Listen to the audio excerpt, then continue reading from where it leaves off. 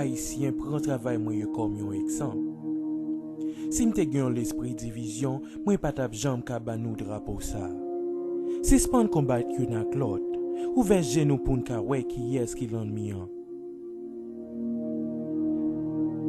Moi te coupé tête pour les cailles pour m'te ka libérer nous. Mais kounye a, nous ouvert porte bay caille. C'est ça qui fait yo diviser nous. Haïtien.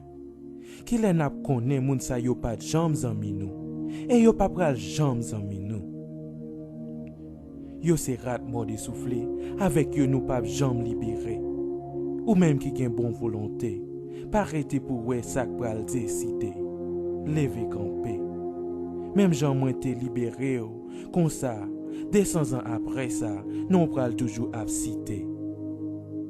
Que grand maître la aidé.